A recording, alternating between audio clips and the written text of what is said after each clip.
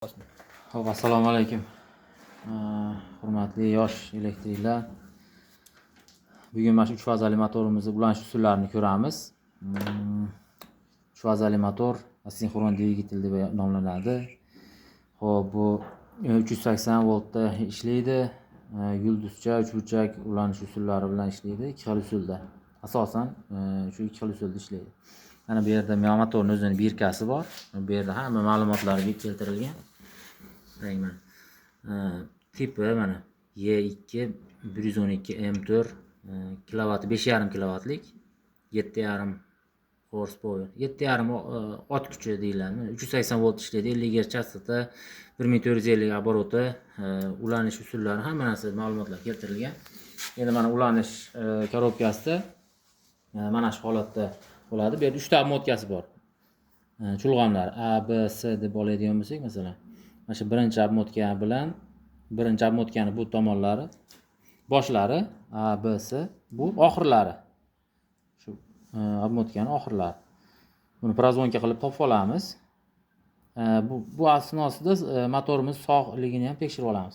Multimetrda shu nimasiga qo'ysak, signal rejimiga tekshirib oldik. Mana A ni boshi. Mana bu mana signal berdi. Qolganlarini ham tekshiramiz.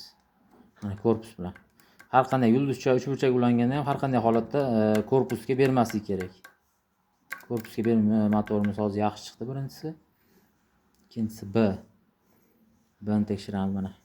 Ikkala B'si obmotkaning boshlari bilan yo'q. Bu bilan ham yo'q, uni yo'q. Mana bu oxiri. Mana shu ikkovi bitta obmotka. Bu B ni boshi, bu B ni oxiri.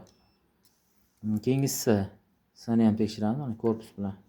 Bni tekshirmadik, korpus bilan. Korpus bilan. Xo'p, yaxshi. Endi S'ni. Xo'p, mana bu S obmotkamiz oxiri. Xo'p, tekshirib oldik. Holatimiz yaxshi.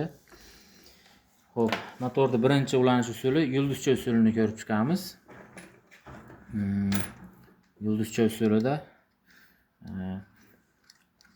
shulg'omlarni boshlariga A, B, C ga kelayotgan A, B, C 3 ta fazani beramiz. 3 ta fazani ulaymiz. Oxirlariga bo'lsa, oxirlarini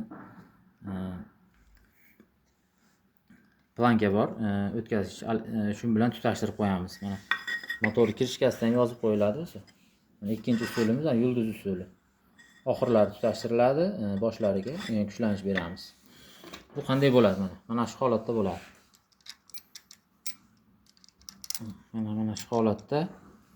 Mana shu holatda boltlarni qadaymiz. Bu yerga bo'lsa A, B, C 3 ta fazani beramiz. Kerakli tomonga bizga kerak teskari aylanib qolsa, ikkita fazani xohlagan ikkita fazani o'rnini almashtiramiz. To'g'ri aylanishni boshlaydi. Hop. Bu yulduz usuli hisoblanadi.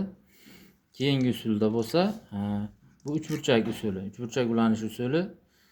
Bunda A faza A obmotkani boshi bilan B ni oxiri, B ni oxiri bilan C niki, C ni boshi bilan A ni oxiri bo'ladi. Mana shu holatda. Hozir tekshirib olamiz masalan. Mana shu holatda. Mana birinchi obmotkamiz. Mana B o'rtadan boshlaymiz bunda. B obmotka desak, shuni oxiri mana shu yerda qog'ozga chizganmiz mana. Buni B desak, B ni boshi, mana shu boshi A ni oxiriga kelyapti. Xo'p, mana bu A ni oxiri mana bu. Bu B. Shu yerga mana shu plankamizni qo'yamiz. Birinchisi mana ketdi, to'g'ri. Ikkinchisi bu B ni mana B ni oxiri bilan C ni boshi tutash kerak. Mana bu bunda mana prozvonka bu to'g'ri kelyapti. Bu planka mana. Shu holatda qotiramiz. Endi mana C ni oxiri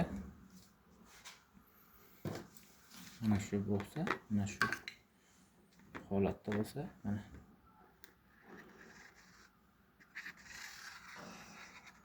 mana shunday ulanish bo'ladi.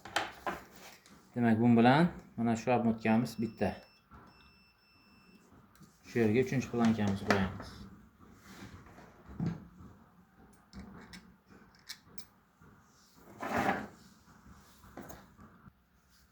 Xo'p, mana bu oxirgi fazamiz oxiri bilan ani boshi tutashadi mana shu. Shu holatda mana shu A, B, S uchoviga kuchlanish bersak, shunda yulduzcha uchburchak usulida ulangan bo'ladi. Shu holatda motorimiz ishlashni boshlaydi.